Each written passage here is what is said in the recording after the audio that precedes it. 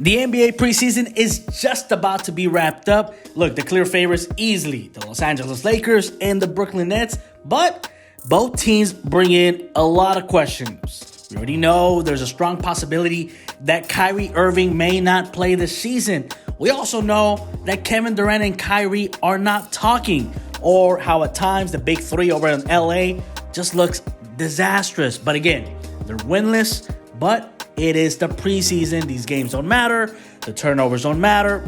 They're basically tune-ups. But what about everyone else in the league? Well, we took the time to check out a few of the teams leading up to this 2021-2022 season. And let's begin with the Eastern Conference. Another team that we should keep our eye on is on the other side of Brooklyn, but still within NYC city limits. We're talking about the New York Knicks, who regardless if they're good or bad, they will always be talked about. Look, last season, they finished 41-31 and even made the playoffs.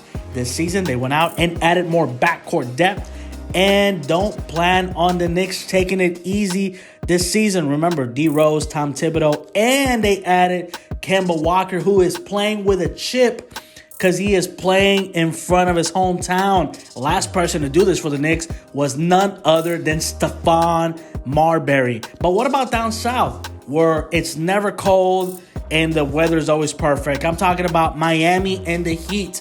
They finally have a point guard who can defend. And so now to get to the bucket, you have to get past Kyle Lowry, who won an NBA title with the Raptors, Jimmy Butler, All-Star, PJ Tucker, defensive mind, who won a title with the Bucks last season. And what about Bam Adebayo? Look, this Heat team ran out of gas in the bubble when they made it to the finals in 2020 and lost to the Lakers.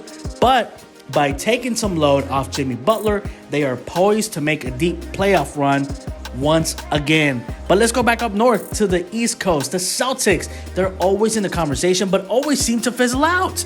With Al Horford's playmaking and floor spacing is back, which should open up the inside for Jaylen Brown and Jason Tatum.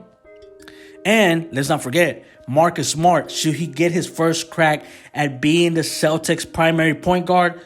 Only time would tell, but they've also added depth in several positions, including Dennis Schroeder and Enes Kanter. But what about the Western Conference? The Suns and the Jazz, they surprised everyone by being the best in the West last season, finishing 1-2, and the Suns even making it all the way to the NBA Finals.